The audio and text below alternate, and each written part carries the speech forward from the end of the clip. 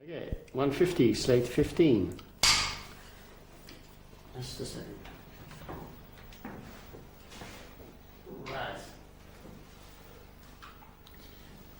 While your main attention, energy and money was being poured into the ensemble, you kept going, mainly to fund it, an alternative, another side to yourself, which was the Broadway-trained actor in a whole series of roles. How did you feel about this acting side of your life? Well, it's work. When you develop a certain expertise or a certain skill, you do it and you have yourself an occupation. But the important part that I found in acting was obviously the effect you have on an audience. And whichever role you take on, I mean, even in Kiss Me Kate or Kismet or Any Kiss You Gun, whatever,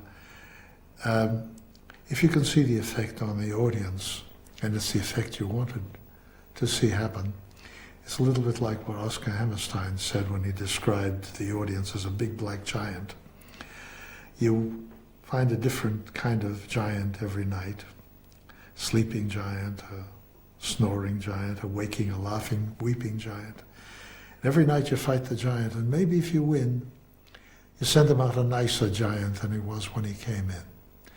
And when you can see the audience being affected that way, it's worth acting for.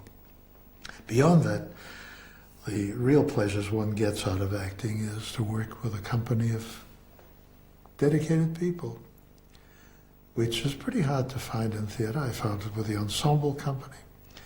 I found it with Oklahoma. I found it with the Opera Company. Other places you have to go looking very hard to find it. It's there, but you have to look for it. What were your best experiences in theatre as an actor? The best experience in what way? Startling the audience? Which did you enjoy most? What role have you played that you've really enjoyed? Oh, I think Brigadoon. I think. I can't be sure. Why was that? What was it about it? Well, I suppose in some ways it paralleled my own life. This fellow who's discontent with the 9-to-5 grind in New York, who goes off to another country and finds a magic village. This village, which he doesn't know until later, appears only for one day every 100 years. And in it he finds all the things he's been looking for. And in a sense, I suppose, this is what happened to me after playing Brigadoon when I came to Australia. You really feel that about it? Yeah. What are the things that you found that really mean so much to you?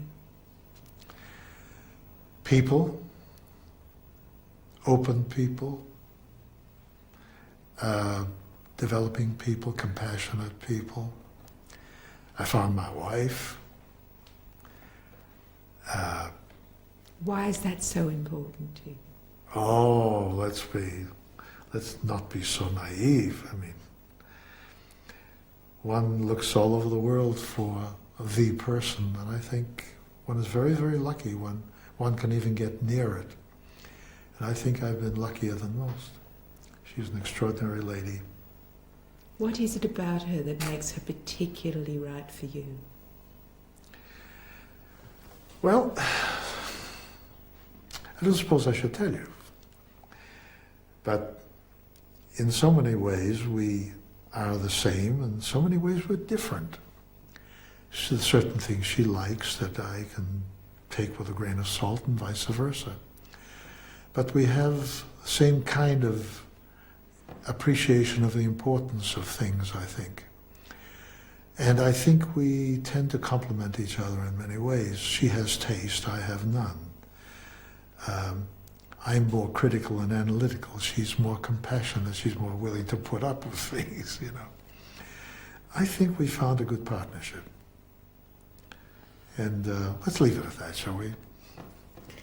You talk about know thyself as being a guiding principle that was used in selecting what you'd put on in a theatre because you felt that this was really important for human beings. On that same principle, how would you describe yourself? I'm not going to tell you. I spent my entire life developing two things. First, an understanding of myself, and secondly, a way of keeping it to myself. And the mere fact that you have asked such penetrating questions, I think, has really proved to be extremely disarming, in that I let you peer as closely as you have into my little secrets. Now, I think in general terms, I see myself as a hard worker and a zealot, peculiar person who's not prepared to necessarily go along with trends, who is very skeptical and very grateful for the life I've had. On the negative side in your life, looking back, is there anything that you wish you'd done differently, or that you feel perhaps ashamed of or bad about?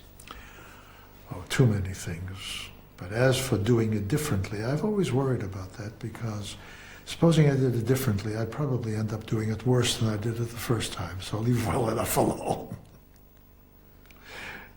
But is there any particular regret? Is there anything that you feel bad about? You said guilt was your middle name. Is there any aspect of things that you think, well, that wasn't an area of my life that I did so well in?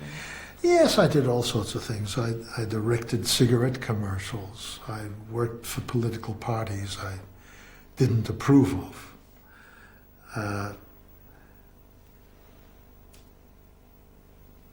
I was even instrumental in putting people into power who robbed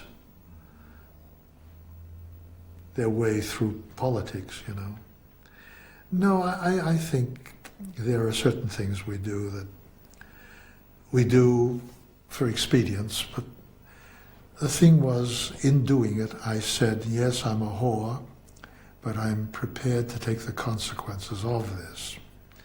So to that extent, I should have no regrets. I went in with my eyes open. Were these things you did for money that you wanted to use for the theatre?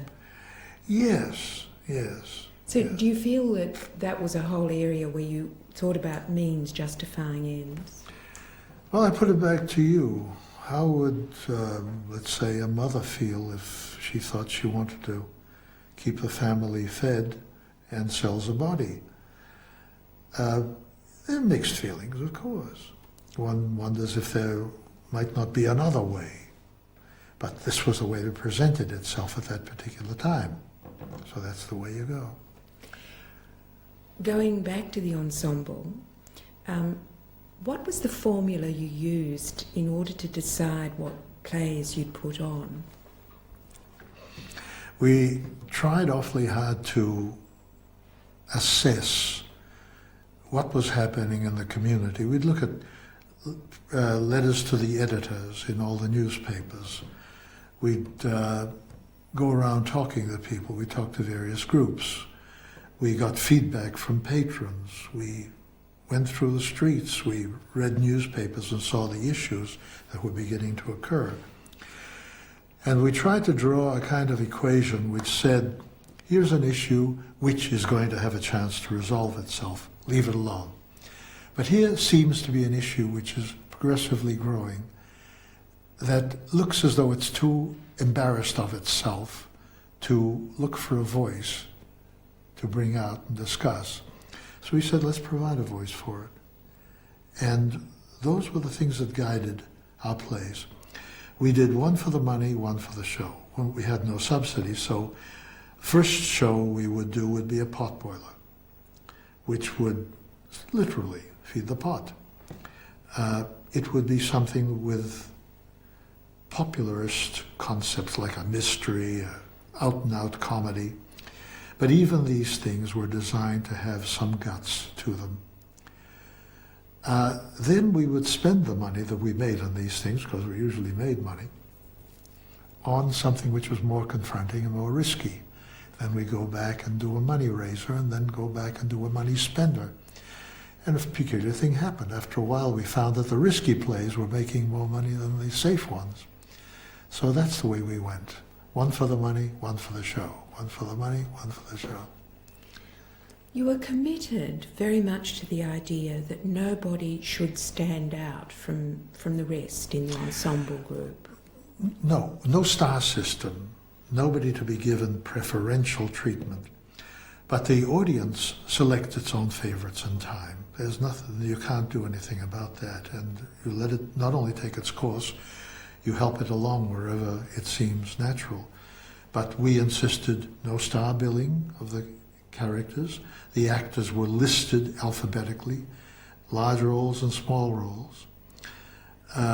They all considered they had a part to play in doing things to the audience. And even if they came on and did nothing more than pronounce dinner is served, they'd have to do it in such a way that it contributed to the evening, because if they didn't do it properly, the evening could collapse on us. So everybody felt that they were part of the operation, whether they had a large responsibility or a small responsibility. And this was the thing we were basically concerned with that made us an ensemble. Your own role was one where you tried to keep a lower profile, you weren't on stage, and yet you became the face of the ensemble in popularising it and extending public awareness of it. How did you feel about that? Well, that was a necessary evil, because one of the reasons, I think I may have mentioned this in another context, but one of the reasons the kids asked me to front was because being an import, I could probably attract more publicity. And this proved to be the case. If we said to journalists, here are a whole list of people, they'd say, well, I don't know this person, I don't know this person. Well, I may not even know Hayes Gordon, but he's come in from the States, so maybe there's something newsworthy about him. So I did serve as a kind of a front to get journalists to come in and look at us, at least. I didn't like certain aspects of it, because along with it very frequently goes an invasion of privacy. And I cherish my privacy very much. I dare say that this interview is probably as revealing and open as I've allowed myself to be in an interview.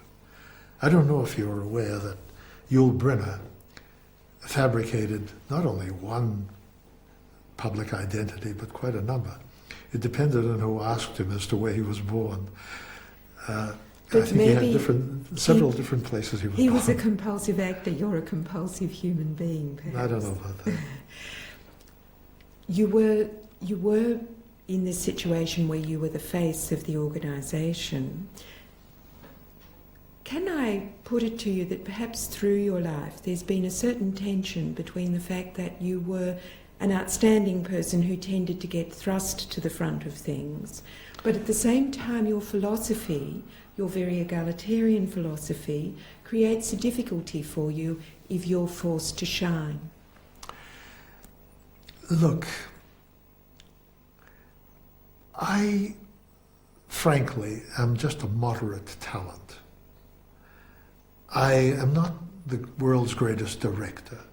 I'm not the world's greatest teacher, because I've seen people who are real quality, so forth.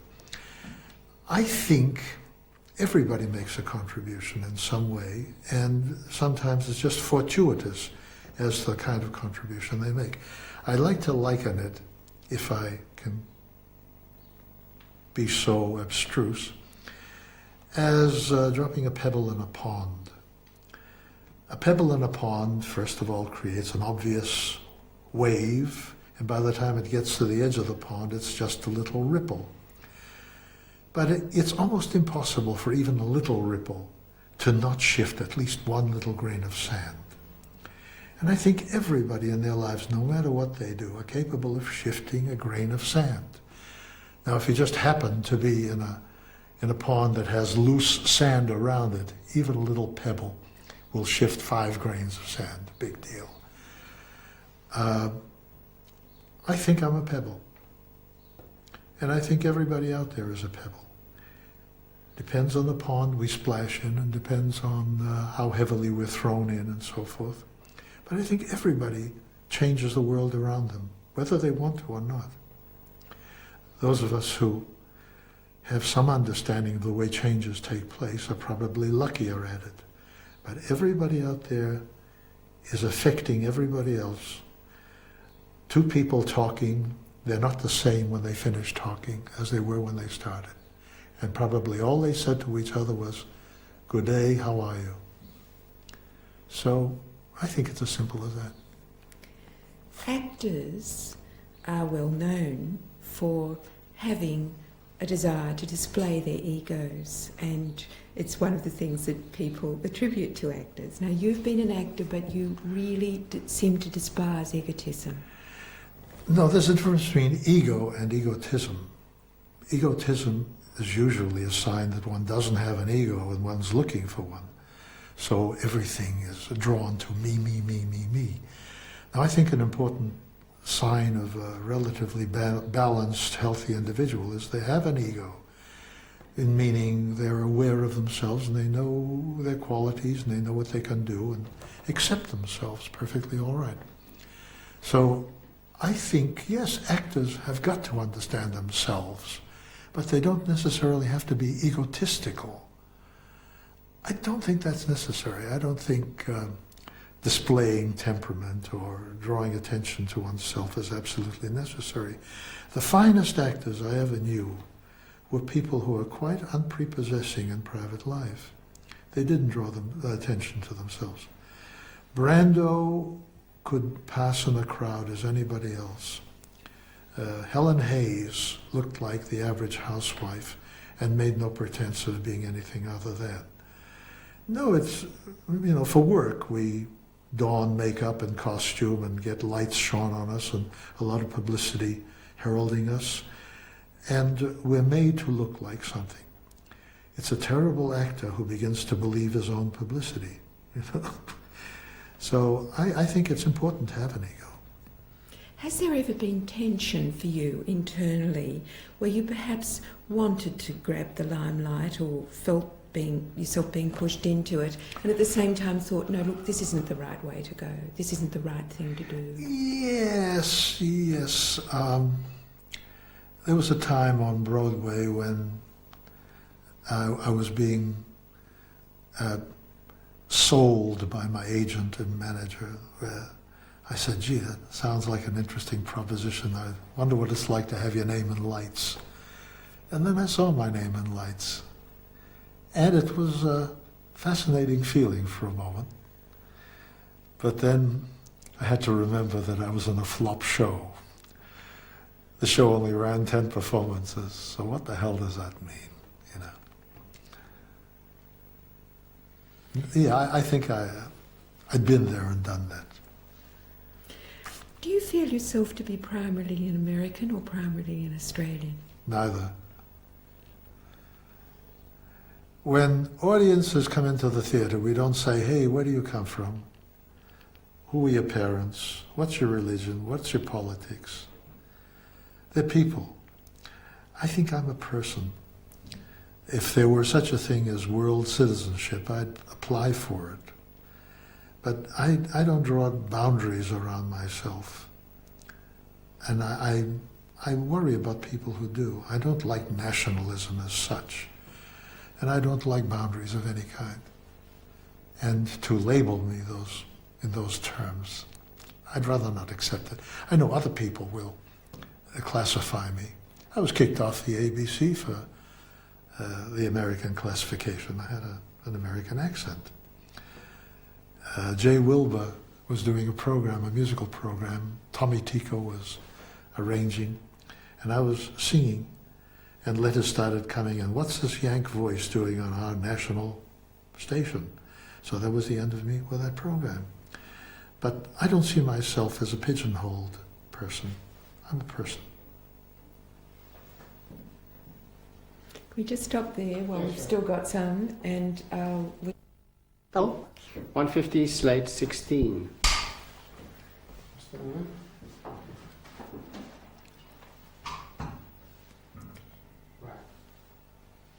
Hayes, how does it feel to be an actor and go on stage every night and assume a completely different personality from your own? Whoops. I don't think it's necessary to assume a different personality. Fundamentally, when you get out on stage, your job is to take these people on a vicarious trip. You're taking them on a vicarious adventure, like a travel agent.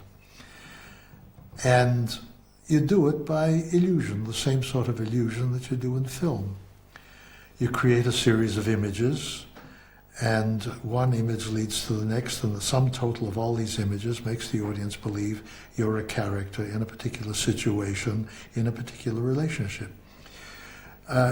It's perfectly possible, without identifying with a character at all, to cut a performance together very much as you cut a film together. You do a little take, then you have another little take, and you sew them together, and the illusion of continuity makes it look as though it's a working situation. In portraying a character, I have to see what the character has to do, moment by moment by moment, and then generate this particular moment, and then another one. The basic difference between film and live stage is we do the cutting on our feet, whereas you people have the wonderful opportunity of going back to the lab and matching prints. So we have to cut as we go. But we're still working a moment by moment at a time. And if you break it down to something like that, it's neither a formidable task, nor is it fooling yourself into believing you're somebody else. You don't have to be anybody else. You never leave the stage. You're always there. So how did you create the character for, say, some of your really well-known roles like Fiddler? Studied. Well, for example, I attended a Friday night session at a very Orthodox Jewish family's assembly to see how the various ritual is conducted and make notes. Studied with a rabbi to be able to pronounce Hebrew words, which I still don't know the meaning of, by the way. Studied a particular Russian Jew who was quite different, by the way, in mannerism from German Jew or Jews from other parts of Europe. An old Russian Jew that I met, his particular mannerisms and gestures. By the way, one of the things that attracted me was his shrug.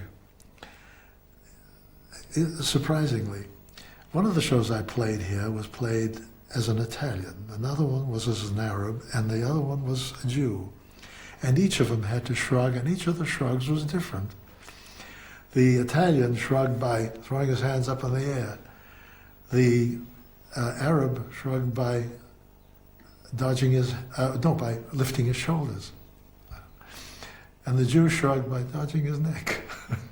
So you work out all these little things, the physical mannerisms, the tempo rhythms, the type of relationship, the bravura that's used in interpersonal relationship. And then when you look at the script, you say, this is what's required here, and this is what's required there, and this is there. And here's something I don't know anything of, so you go out and do research to fit in with that particular moment. Is there any part of yourself in that character? Every bit is myself. I'm borrowing bits of myself.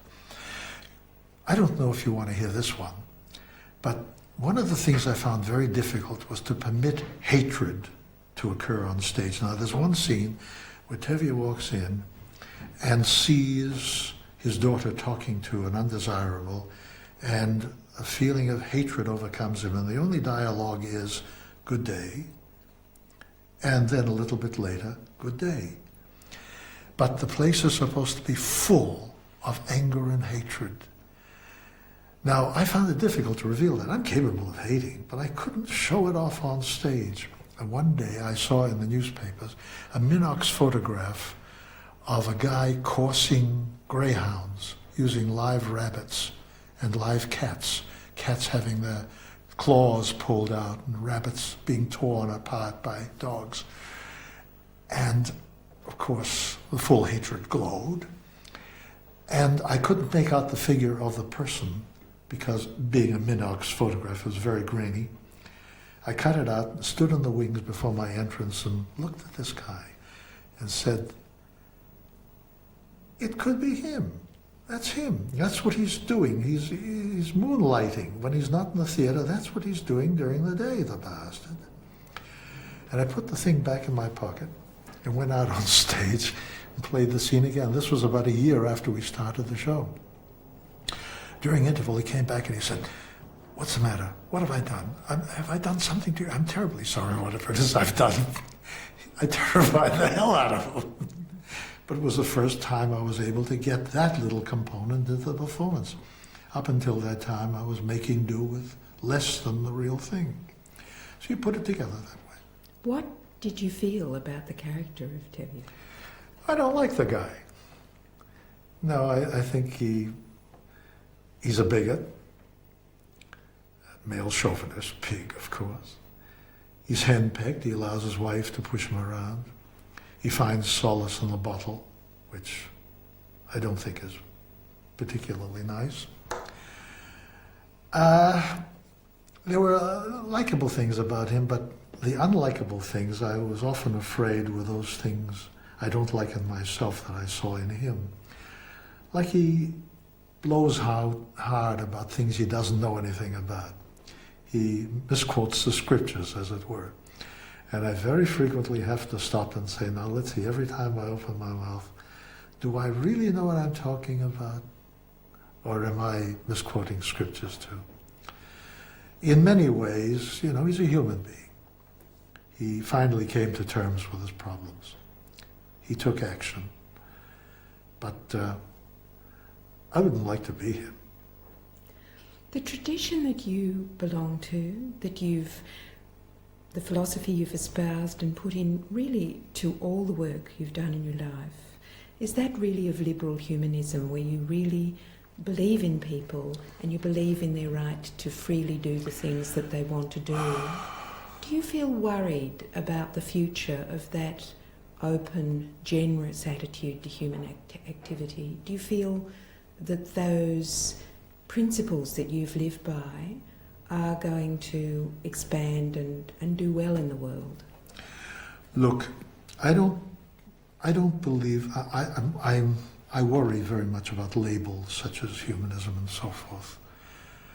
I don't believe anybody is born bad or good. I think all these things, all these potentials are in us just as much as particular genes are there to suggest that given certain circumstances we will bloom in a particular way. I think every one of us is capable of killing, every one of us is capable of loving, of being jealous, angry, and so forth. I see at the moment those parts of the human nature coming to the fore in too large portions that are defensive, worried, anxious. I see kids with tremendous talents having to escape onto drugs as though there's nothing to look forward to, who don't realize that they are in a position to change the world. They are going through the anxiety stage at the moment. But I do hold out hope. I'm the perennial optimist in this regard, that people tend to go only so far in a negative direction before the pendulum swings and they start coming in the other direction. I think the very kids that are getting off on drugs are the ones who have been loaded with enough insight, at least, to be able to, when they pull up, say, hey, I think I know what I can do to make it a little better. And I do think we are not going to kill ourselves. I don't think we're going to get to the 12th hour. I think we may get to 10 minutes to 12 before people start living like civilized human beings.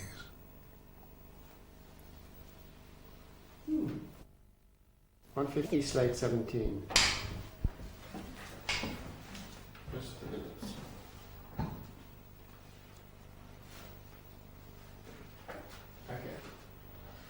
You set out to take the audience on a journey to change their attitudes. Do they have any effect on you, on how you go on the stage? Well, the whole idea is to make sure that you are seducing them the way the script calls for, and be a little careful that the only thing they give you is the kind of feedback that says, the cookie's crumbled, yes, I see what you mean, or no, I don't like what you're saying up there. And they give you the clue as to how hard you have to work to persuade them. But the audience is not supposed to control us. We are supposed to take the audience on the vicarious adventure. We can't help but affect the audience because the audience is very suggestible at this time. They've had all the prestige and publicity that goes before. They are now sitting in a darkened auditorium where their defenses are down. They're sitting shoulder to shoulder with other people and they feel more secure and they don't have to guard themselves. And they have paid to come in, so they've given us permission to lead them. And that's our job, to take them from place to place. But the moment they start manipulating us, something wrong. And, you know, very frequently we say, oh, what a great audience, they're making me feel great. Whoops, hey, wait a minute, how are you making the audience feel? So how would you characterise different sorts of audiences? Every audience is its own equation. It's very much like meeting individual people. An audience becomes a mass personality if you've played your cards right. They're not a bunch of individuals, they're an audience that looks like an individual. And you have to size up that particular individual rather quickly. We develop techniques for doing that sort of thing. You've said civilization is about people learning to get along with each other in a small space. Live cheek by jowl with each other in a small space. And yet conflict is the essence of theatre. Yeah, sure. The definition of theatre, actually, that Arnie Goldman really came by, is theatre is a device for creating or bringing to the surface conflict with an attempt at resolution of that conflict. Now, we're all in conflict. We can't be at peace with ourselves unless we've come to understandings of various decisions. You know, right shoe first, left shoe first. You have to make a decision. And some of these indecisions that the audience comes with have to do with their careers, their domestic relationships, their own egos, their own moods, their needs, their social needs, their appetites, their hunger, their occupation. They come with a whole range of feelings. To a very large extent, daytime television solves an awful lot of these problems for them. At least it confronts these problems for the audiences. But we are more suggestible. We are more effective in the theatre. Because when the audience listens to radio, they're only getting it by one dimension.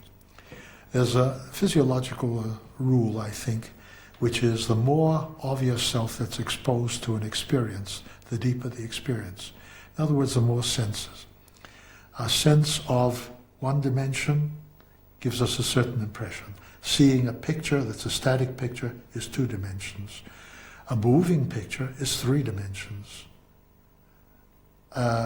Possibly 4 dimensions, because it suggests depth if we are using something stereoscopic. But theatre provides 5 dimensions: height, width, depth, time, and spatial relationship. We can look around the actors. So more of our senses are involved in a theatrical experience than they would be just watching it in film, for example. So we can be very seductive. And we've got to watch our responsibility in so doing. Can we do that Cranenberg quote? Can you get that in something? Yes. Apropos what? Stop saying. Apropos. What are you getting into? Looking back, when you first came to Australia, what do you think it was about Australia that made you decide to stay? Australia. This was a wide open country, friendly, most unusual. The waterways, such as I've never seen before anywhere. So much, well, the harbour, I think, leaves Rio for dead. I think the warmth of the people. I mean, the people who were the warm people, not the rednecks. But I think this looked like a place that was going to grow, that had promise. I made a crazy jump in thinking when I first got here. I said, if any place was ever going to be the artistic mecca of the world in the 21st century, I think this would be the place. You said that in the 1950s. Yes. Partly because of its isolation, strangely enough. Being away from the main current of activity where you have to, as it were, pit everything against what else is going, and it's terribly active, and there are an awful lot of people around you to tell you it can't be done. This looked as though it were a place that naively could go ahead and do it, to do the unusual. I could see the tennis players we were turning out, the swimmers. I didn't know much about cricket, but I heard we were getting tremendous cricketers here. And I said, this, as a growing country, it's almost like a cultivated soil that all it needs is a bit of sowing and a little nurturing, and it can be a fantastic place. And the more I saw of it, the more convinced I am. I still believe that. So I want to be part of it. That bad? What did the Australians think of you? Well, it depends on which Australians. Australians that towed the line and were quick with mottos were prepared to say to me, you know, if it hadn't been for you, we would have been speaking Japanese. Now, it couldn't have been for me because I had nothing to do with the Battle of Coral Sea. But I was stereotyped, I was cliche-fied. I'm a Yank, therefore I must represent all of us, all of America. But after a few drinks, the very same people who cliche-fied me in one direction would cliche-fy me in the other. It came out quite frequently. You know what's wrong with you skeptics? You're overpaid, you're oversexed, and you're over here. So there was a kind of ambivalence feeling with many people. But there were others who were just as balanced and human as you find anywhere else in the world. You know, the difference between one nation and another is not qualitative. I think you find generous people in every country, you find angry people in every country, mean, sadistic, selfish, magnificent. You find them everywhere. It's just the size of the groups that varies from one country to another. And I found a very large population, a very substantial population of eager to learn, open, warm people in this country. And that little island, that focus, was something that was most attractive. So you could leave the rednecks aside. Every country has rednecks. So you decided to stay and to obey the injunction you'd been given all those years ago by your singing teacher. Pass it on. And pass it on. And you set up a circumstance in which you could do that in the Ensemble Theatre. and started sharing your knowledge with others here. Now, did you at any point regret that decision? Not really regret. I think I may have been tempted once or twice to go back. I always kept a weather eye open for how's McCarthyism doing these days. But I think the most tempting thing was actually an invitation to go back and do a show on Broadway, which a friend of mine had written. It was Serenade, which ultimately was made into a film with Mario Lanza, to work with Gina Lollobrigida in the States, and I admired her work, and I'd like to have been able to do that. But no, it's much more interesting here. So you were tempted by that, but you said no. Yeah. So in fact, the opportunity came to go back, take things up where you'd left them. Why did you say no? I think, well, how can I draw an analogy? What are you attracted to most? A crop that's already for cutting down, or a field of promise? I found the field of promise much more interesting than a fait accompli sort of thing. You wanted to be a pioneer, and it was a bit late for that in America. I don't know that I wanted to be a pioneer. You find yourself doing these things. And do the people who come out here wishing to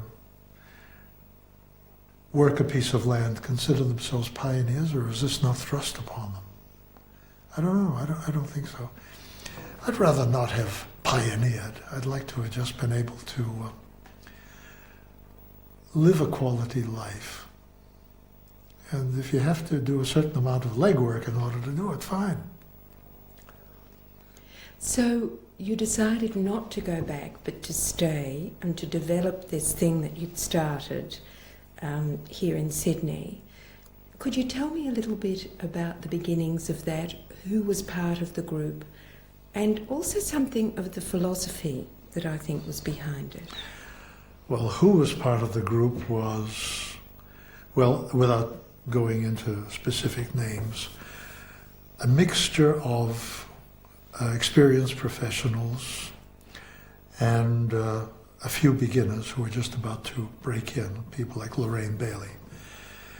But the thing they had in common was a fervour to make the place a nicer place to live in.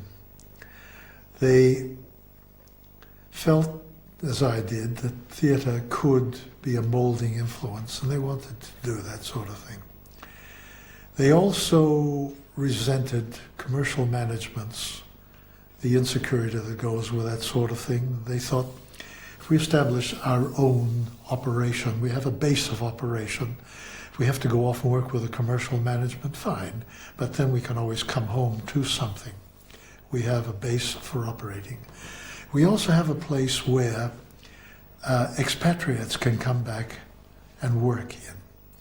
We also have, and this was rather good of them, I think, we also have the sort of experiment which, if it worked, might encourage other such experiments, because after all, the only place one could work at that time and get audiences was with the big managements. There were only 2 or 3 at the time.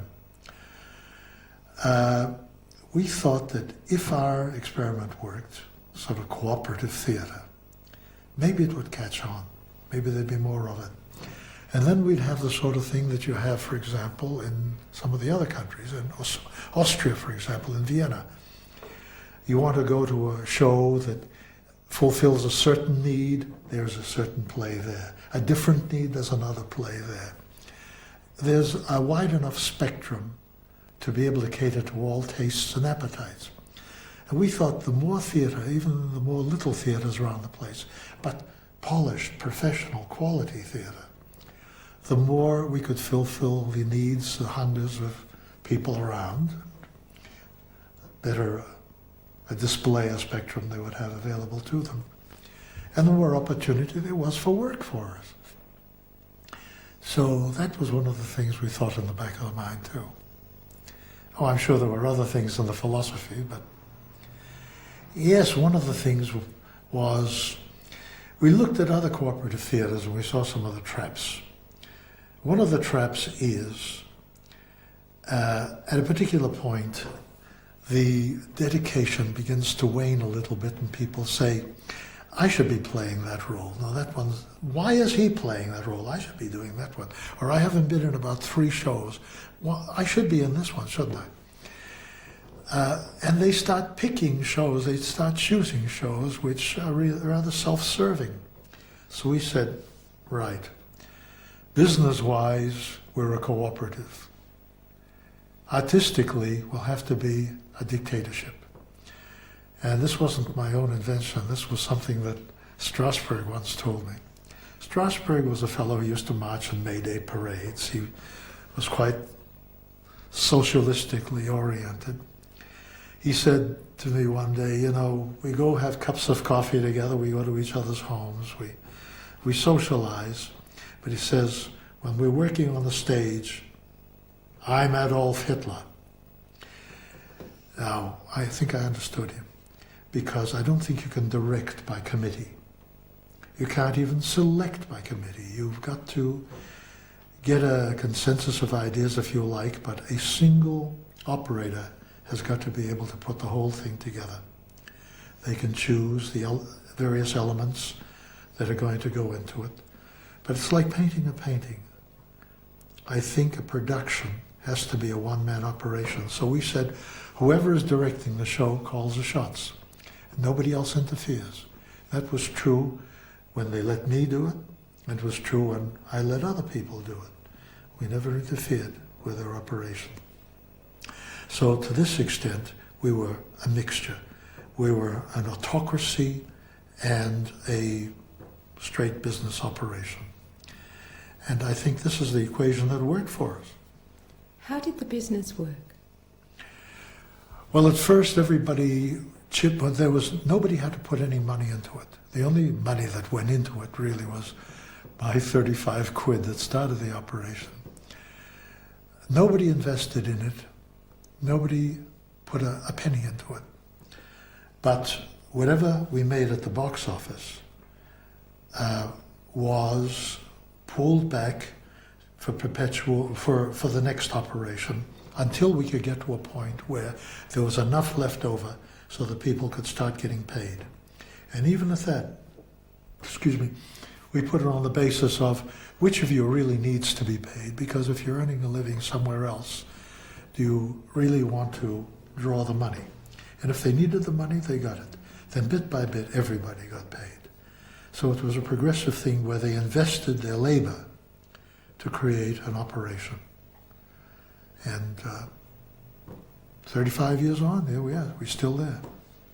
What about you? Did you get paid? No. So what did you live on?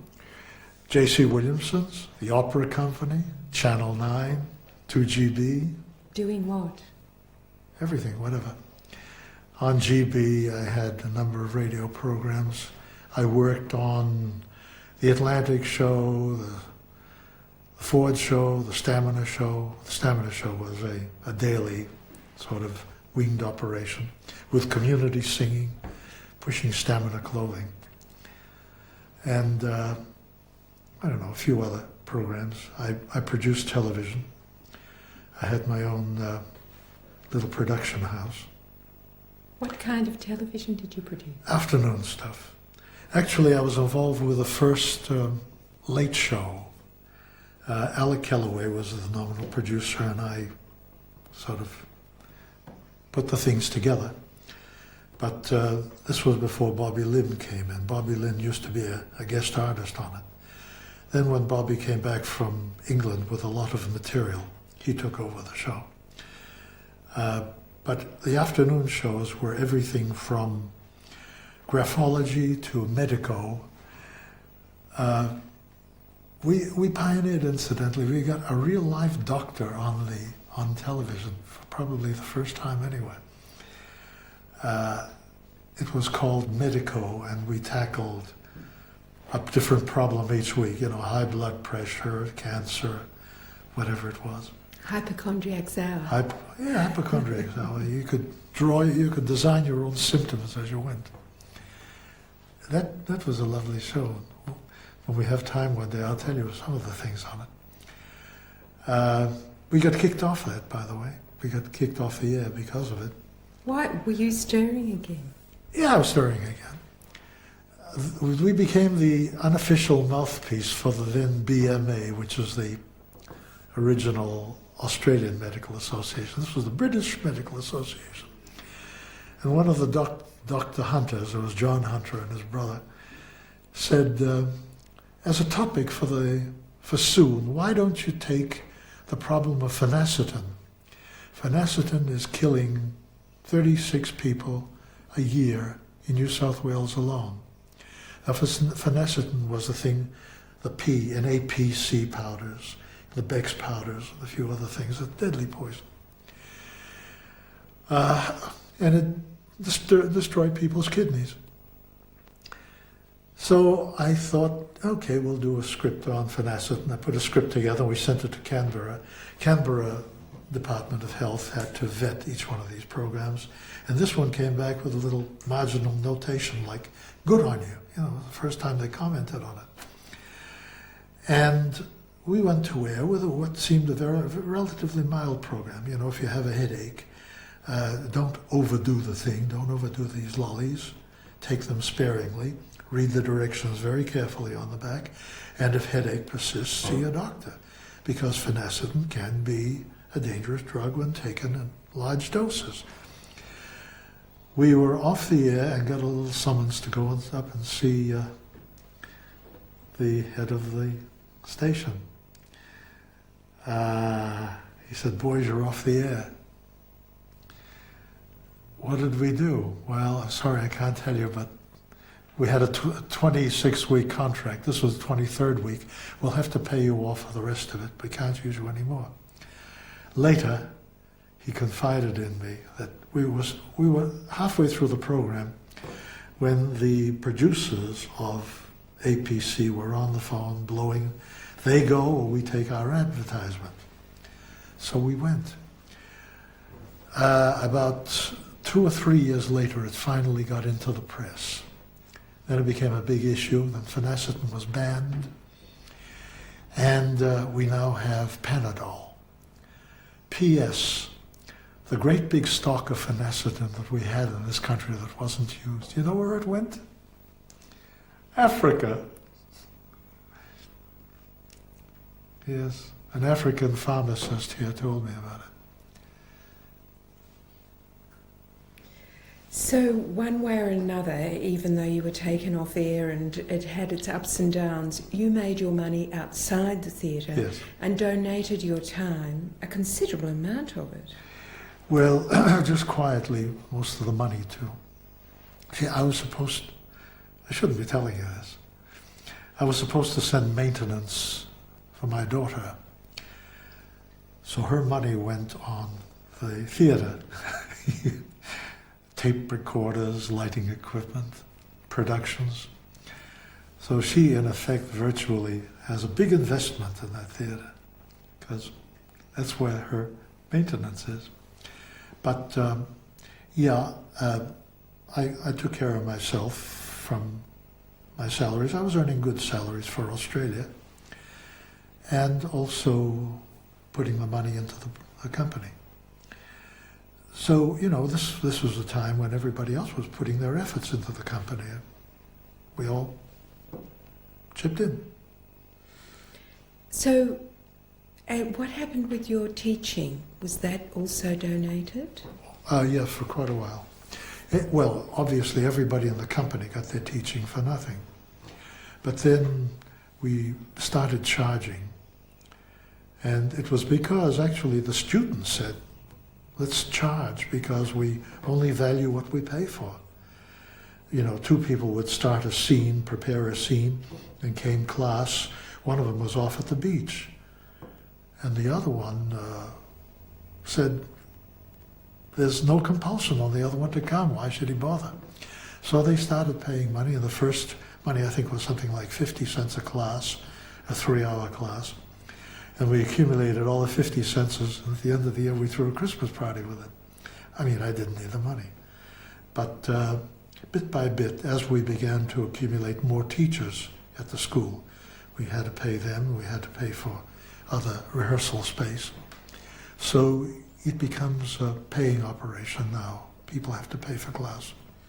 So people took out of it what they needed, and if they didn't need it, things they didn't take it out of. At the beginning, yeah. So that was from each as he is able to each according to his need. It sounds like communist, does it? You were running something that looked like, I mean, that was a part of the cooperative movements of the time that were trying out these ways of doing things in practical mode. Looking back now, and over the long history of the structure that was much more a cooperative structure than we're used to operating with, is there anything you learned from your experience there about those kinds of organisational structures? Yes, a few things. It's a subject that can be gone into, but I think one of the things one learns is that fervour, when you have to put yourself out to back it up, usually doesn't last very long. Very few of the people stayed the distance. I think the only two people who were still associated with the ensemble, as of this time, 35 years on, would be Lorraine Bailey and myself. Even at that, we're just associate members. We're not even active participants. But the other people, as they began to see how much hard work was involved with this, their brainwashing activities, I think we're prone to want to drift away and do other things. And, great, because after all, we were a base of operation, and if these people drifted away, they could come back at any time they liked and work with us again. It was like establishing a nest for them. What did you do with people who came wanting to act, who really didn't have talent, and who could contribute in other ways but were never satisfied with that and really wanted to act? Well, that's a loaded question. Have you stopped beating your wife yet, yes or no? First of all, anybody with a modicum of talent can act, but how well they can act is another story. How hard they want to work to refine their acting, that's the real story. But a lot of people, even with acting talent, decided they would rather do something technical. Now, my wife, for example, could have made a wonderful actress if she had persevered, but she decided she was more interested in the sound aspect of things. So she became our best sound technician, the best one we ever had. And then after we got married, of course, she cut that out too. But she could have been a fine actress. A lot of people decided they didn't want to act, saw what was entailed in acting and said, even though I understand it and appreciate it and can do it, there are other things about theatre I prefer. Some of them became critics, some became writers, some became teachers, a couple became psychiatrists and psychologists, but they're very talented. One of the most talented actresses we have around now, Sharon Flanagan, is a psychologist, and when she's not working on stage, she goes working with brain-damaged people. So you were never in conflict with anybody about what they wanted to do and your feeling that that wasn't right for them? I never made judgments for them, no. I said, this is the score, this is the industry as you see it, these are the risks, this is the danger, these are the demands, these are the ethics that go with it. You take your choice. You want to do it, do it. You don't want, well. But if you're going to do it, you've got to stay in condition, you've got to apply yourself, you've got to keep learning, So what was the ideal that bound people together long enough for them to keep up the fervour, the enthusiasm to keep the thing going? I think basically the fact that they could see the changes in the audience before their eyes. You see, it's very, very hard to know whether an audience has really got the depth of something which is substantial, which is so heavily sugar-coated with amusement. You don't know whether they've only got the amusement or whether they've also got the substance behind it. It's terribly hard to see it on the spot. But in an intimate theatre, you have a better chance of seeing it right then and there. And also we had occasions where we would get feedback from delayed reactions. Brian Siren, who just died the other day, directed a production of Fortune in Men's Eyes, which addressed the problems of the penal system. And this was a hot issue at that time, and once a week after the show, people would stay back and discuss the thing, and ex-prisoners came, and social workers came, politicians, journalists, everybody came and got into the act. And shortly after that, the actual re-examination of the penal system in New South Wales began taking place. Well, when fervent people look to see what theatre can do, and it can do a thing like that, they say, hey, I want to shake the earth too. I want to move a little bit. And they join in if they see that this is what they can do. But then after a while, me gets into it. Yeah, but what's in it for me? And unless you have a strong conviction. There's also the fact that times change, and Sure. in the 60s and 70s, a lot of people were willing to think very much about changing the community through ideas. Yes. What happened when the ensemble hit the 80s? The decade of me and greed and so on. Well, residue of the same things still were there, but there was less of a tendency for some of the people of the ensemble company to extend themselves. Just less. And, one can't resent it. One has to see it as changing times. So we accommodate accordingly. Instead of distributing the work to everybody, we concentrated the work in the hands of a few. And then the others did what they possibly could, but they weren't doing things fully. In the old days, the actors would get through their job and went out and washed dishes in the cafeteria. Went around sniping, putting up posters in the middle of the night. Now it became more specialized, and a lot of people didn't want to do that kind of thing, so we said, okay, we'll hire people to do it. Or a few of you want to do it. Everybody was expected to read plays and report on them. Then it became concentrated. One or two people did the play reading. We had a play reading committee. So you accommodate. You fit in with the times. Did you feel a little sad, though, that the ideals that had been there when you set it up had changed? No. Look, ideals are not set in concrete. Ideals are there to be able to do a job. And as the job changes, so your accommodation of it has to change. I don't see it's a terrible thing. No. I mean, sometimes when my back was to the wall, I thought, and I could have used a little bit more support. I think I did grit my teeth and say a few nasty words under the breath. But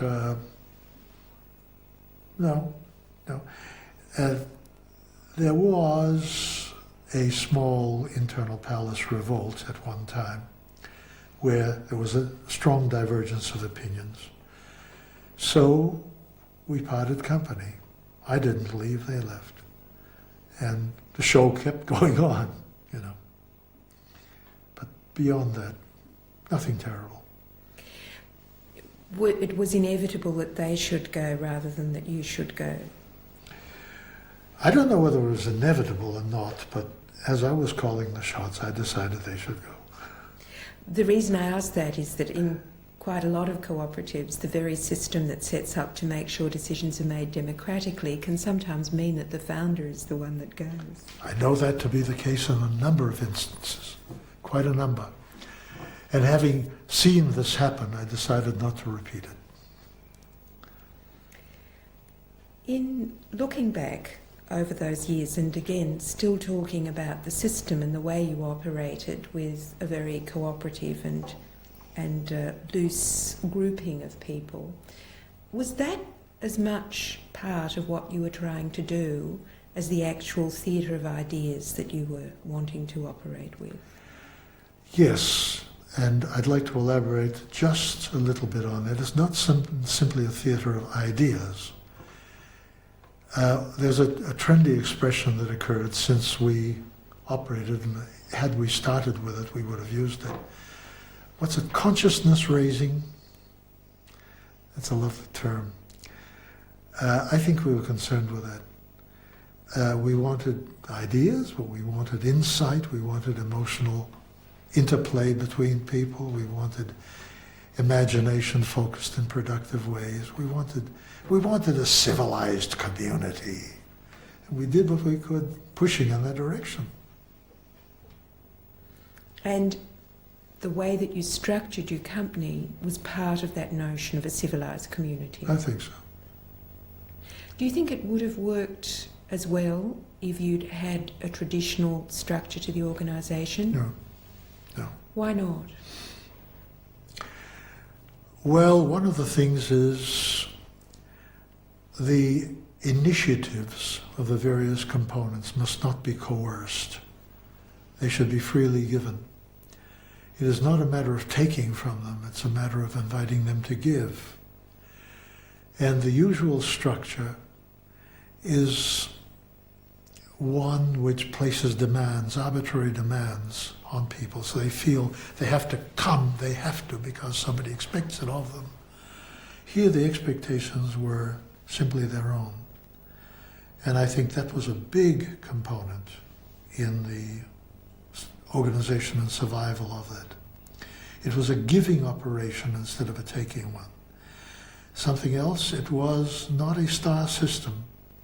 It wasn't one where they said, I am the nucleus of the world and everything revolves around me, including the audience. They said, the audience is God and we are here to provide the audience with their vicarious adventure. So it was more self-effacing than the average theatrical's approach to things. And the people who joined us were that way. They were prepared to do something to the audience. And in a normal structure, I don't think you get that. Now, your role in all of this, although you didn't appropriate to yourself the title and money and so on that normally might have gone to someone who founded a theatre, you nevertheless had a lot of influence as the guru of this group that they looked to. Did you ever feel, how did you feel about your role in relation to it all? There have been, I keep hearing back, the occasional inference that either I am the head of a cult or it is Hayes's theatre or some sort of thing. And first of all, I don't like the idea. Secondly, I would hate the responsibility even if the idea were possible. I don't think anybody has a right to do that. The audience is the thing. The theatre was never called the Hayes-Gordon Ensemble, and the classes were never called Hayes's classes. They were the classes, ensemble, the unit, the group was there. Occasionally, people ascribe to me characteristics that have no business being there. And I think that goes with the territory. Every now and then you have to try to refute it as best you can, but don't make too much of an issue of it. So you would feel uncomfortable with the idea of being seen as a star or a leader. No, that terrifies me. But you must be aware of the fact that a lot of people actually like to think that there's somebody that they can look up to and that will... 151, slate 18. Specific. Okay. Since Shakespeare talked about all the world being a stage, the idea of the actor's role has often been used as a kind of metaphor for the roles we play in life. What do you think about that? I would like to find the psychologist who suggested that this is a true dynamic in interpersonal relationships, or even one's relationship with oneself. The whole idea of role, I think, is a misconception, borrowed probably from theatricals, but a misconception of theatricals. What role? What's my role? Who am I? At the moment, I am an interviewee. You know, tomorrow I could be an interviewer. Or if I take my camera along, I can be a photographer. I can be a husband to my wife. I can be a father to my child. What is my role? Each of us has many roles. I think Alfred Cranborg tried to knock it on the head early when he said, I am 4 monkeys. One hangs from a limb, tail-wise, chattering at the earth. Another is cramming his belly with coconuts. The third is up in the top branches, quizzing the sky. And the fourth, he's chasing another monkey. And he says, how many monkeys are you? Well, strictly speaking, I'm not 4 monkeys. I am 104 monkeys, 57 monkeys, depending on what job I undertake or what function I serve to do. My wife sees me occasionally as a curmudgeon. Now, who would believe that? What do you do when she says you're a curmudgeon? I think I understand what she's driving at. So, but in the theatre, there are specific roles. No, they're illusions. Yes, they're called roles. They're called roles, and the thing you might call is characterization. But for the actor to role play, well, many actors enjoy doing that as their comfortable way of being able to operate. And that is one motivational technique. Fortunately, there are about 45 other ways of getting the performance done, at least motivationally. To identify where the character is to help you feel as the character feels.